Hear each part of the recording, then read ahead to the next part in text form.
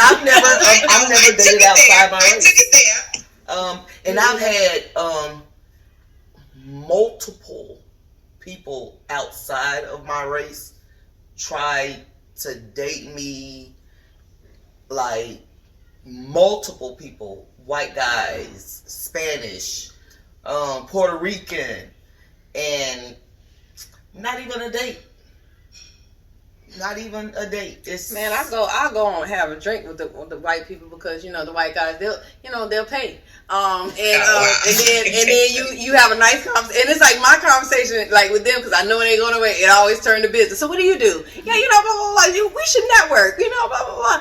And it's like I've never had a fear of the white race because again when I went to school we never heard racist comments. We just had regular kid stuff or whatever, and that was like a blessing.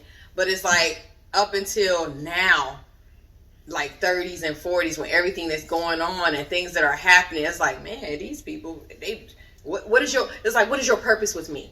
Are you gonna lock me in a dungeon somewhere? What are you gonna do with me? This is fear. And then relatability, like she said about the lady, like, do you understand that it's not just me? I know you love me, but it's a whole culture. You can love me and hate my whole culture. And I gotta deal with that. Right. Plus, if I'm having a frustration, my brother had his little friend here for a week. She was white, and we find ourselves apologizing every time we say something. Yeah, I'm sorry. We're like, oh man, when we say something derogatory about what's going on with white people, I'm sorry, didn't mean to offend you, but yeah, I didn't mean to offend you, but it was like all of us, my daughter, my son, all of us was like apologizing every 5 minutes because we say, you know what they did? Did you hear about that? Sorry. Them your people though. You realize them your people though. You're right. But as far as the spectrum in our race, like because the black man goes through it as well. I've dated every race. I dated a guy and I never committed to a relationship. And I remember one day, then he was like, "Oh yeah, we could just be friends." And one day he said to me, "Why you ain't never give me a chance? Is it because I'm dark skinned?" I said, "Dude, we went out.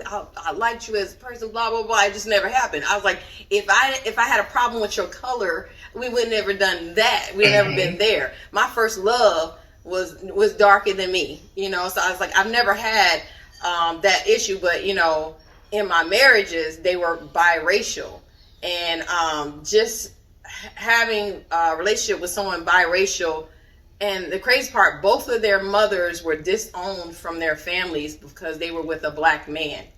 So even in that, it was them, their black side of the family, and their mom, the only white person they interacted with. So they really didn't have a connection with that side. Even the other person is like black and Puerto Rican. He has no connection with the Puerto Rican side because he's only been around his black family.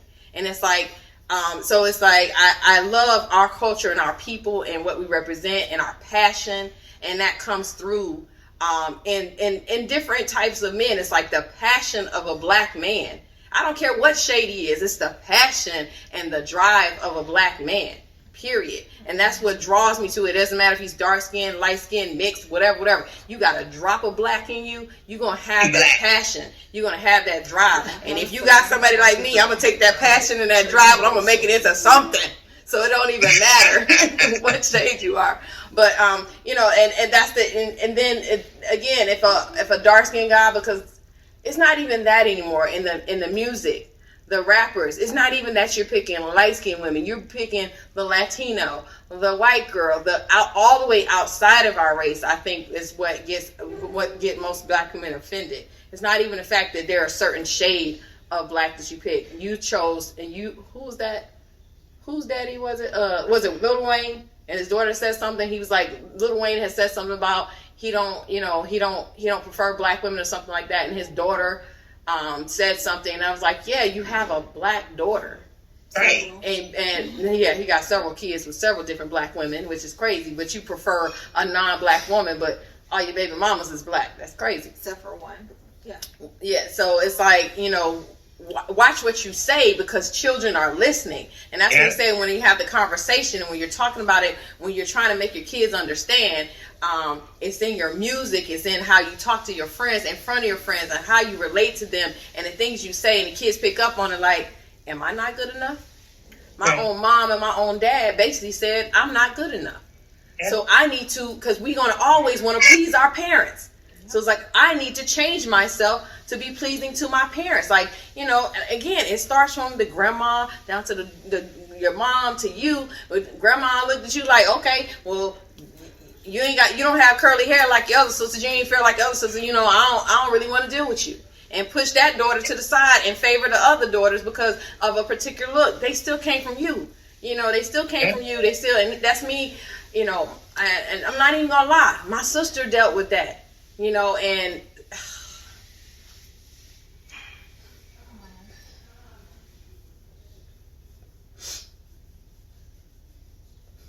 so many others, so many other family members, you know. It's in the family. Before I left, I asked my sister, I said, have you ever experienced colorism? She was like, no. She said, because I was just in the middle. She was like, so, she's like, have you? I said, yeah. She said, but you're in the middle. She's like, so we shouldn't. She said, you shouldn't have. I said, but I did. I was like, my nose was too big. Some of those, she was just like this, well, she's like, well, the way in our household, we was gorgeous. My mom made us feel like we was the top models. Like when we came out the bedroom, it was like boom, boom, boom. Show me, mommy, what you got. So we didn't know it was anything different because my mom had made us feel like we were just as good as those kids on TV. And so I didn't understand it. My mom was a nanny. She took care of their kids. But one thing I've always respected about them is that they always invited me and my sister. And my sister and I would go to their parties. And they would my mom made sure we was in the finest just like them. And they never knew that these two little black girls grew up in East Point, Georgia. They didn't understand we went to, at the time it was evolving, it was a majority black school because my mom never let our color define who we are. Just because you are black doesn't mean that you have to be this certain way. You can be so much more and you can be so different, which was the charm school and which was the sit up straight and the posture. And, when we walked in the room, it was never yeah and nah. And we still to this day, I can't call my mom Ma. It's either mom or mommy. And we can't say yeah. It's yes or no. And you better not speak in front of her. You can't say mama. She said it's mom or mommy or mother. And I just think of mother dearest since I just couldn't do mother. But that's just how she raised us. And so we didn't know until I got outside of the home.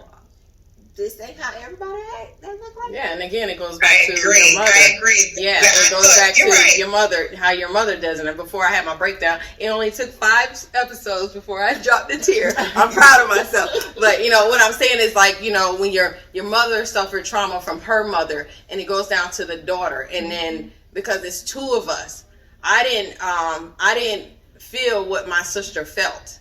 So I always try to compensate for how she felt. And it was a rough childhood to have a sister that was always angry and always upset because she felt like she was unseen. And again, I would be the one to let her be the girly girl, and I would be the tomboy so she can have that attention and those things. And it's like, again, it affected me too. And it's like, then when I have my daughter, it's like, don't be like, it was fine up until I had my son. And when I had my son, it was like, I don't have hair like his, and I don't have this like yours, and I don't have. I'm like, guess what? You are uniquely beautiful in your own way. You are beautiful. You don't have to. And she's like, why? I said, because I'm your mother and that's your daddy, and we put it together, and we made you.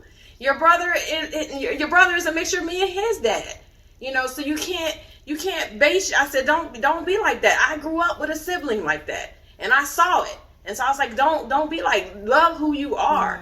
Love the skin that you in. Don't go avoiding the sun because you're afraid you're going to get too dark. And it's this black people with this whole sunblock does not keep you from getting dark. It's just blocking the UV rays. Stop thinking you're going to slather on some sunblock and you're not going to get darker. I love my tan. Like, oh my God. I can't wait to get it. It's just this thing. I ain't going out in the sun. Just another thing. We go to pool parties. That goes back to the hair thing too. We're not getting in the pool. We don't want to hit the sun. We don't want to mess up our hair. We can't even enjoy the life because we're so worried about what people think about us, and we've painted on this mask, and really you're just turning yourself into a clown because you're beautiful underneath. Take the mask off. Yeah. Be who. Accept your hair, accept your complexion, accept your eye color. I know I got on contacts today, but I love my eye color. Accept who you are, accept your height, accept your weight. Now, if it's unhealthy weight, you need to get some help and lose weight or whatever, be healthy. But accept who you are. If you got a little crook in your toes, so what? Put some socks on. You're fine. Get your toes done. It's just accepting who you are, and don't allow anybody to tell you that you are less than or you're not worthy. Now, if you're not bathing and stuff like that, then you know what? That's different. You need to get that together. Keep your hygiene up. You gotta But work on that. you at the core, the things that you cannot change, Right. you need to embrace it and accept it. You don't need to be like, But Kim if you're not Kardashian. that Like, you looking in the person- Kardashian family. But if you're not Kylie want to be so much like Kim, she done changed her whole being Yeah. to be like Yeah. her sister. And like, what is wrong with you? But also, if you don't possess those qualities to teach your child, then you get the help that they need. Yeah. You introduce them to people. Exactly. Mentoring programs. to help them foster those qualities that you want them to have to be that person. But also, it's who you surround yourself with. Mm-hmm. So, like for my daughter, if she wants to be an entrepreneur, I'm gonna tell her to call her. I'm like, if you want, here, I'm gonna pass you on over. And so it's also with me. Honey, you don't want this life. but then with me, I'm more of a, I'm gonna hold you and I'm gonna baby you. She like, don't you baby them? I'm gonna baby you. Yeah, no. So you just have that. You have to just Yeah, surround a village, yourself with village. that village, and that village you have Yeah. to trust your village to help raise your child and help raise and instill into our kids, our young kids, that they are beautiful, they are wonderful, they are amazing, and that there's a woman who looks like us in the White House. And I don't know if it bothers other women because a black woman got in there before a white woman, She looks like us. or it should just be that a woman. It's black women too that's putting her down because they saying that all she is a coon. And she's a But puppet for she's them, and it's like, a guys, can we woman. have something? See, you still putting down another She's woman a of color. Woman. My thing is this: first and foremost, we have always been behind them. We have been supporting them, pushing them. I don't think any president has ever been in office really that was all of them. I swear that Michelle was the president and Barack was just the face of it all. And the same thing with Bill Clinton. I look at that. I said to myself, when I saw my coworker was a white woman, was crying the same tears that I was crying. She said, I'm crying because that's a woman. And she said, you're crying because she's black. And I said, but at the end of the day, she said, we're rooting for the same person. So for me, we have to look at the bigger picture. We have to root for each other. If we're tearing each other down, they're not going to They're going to continue they're going to continue to tear us down too. They're not going to respect what we're saying. They're not going to value us if we can't pull together and support each other first.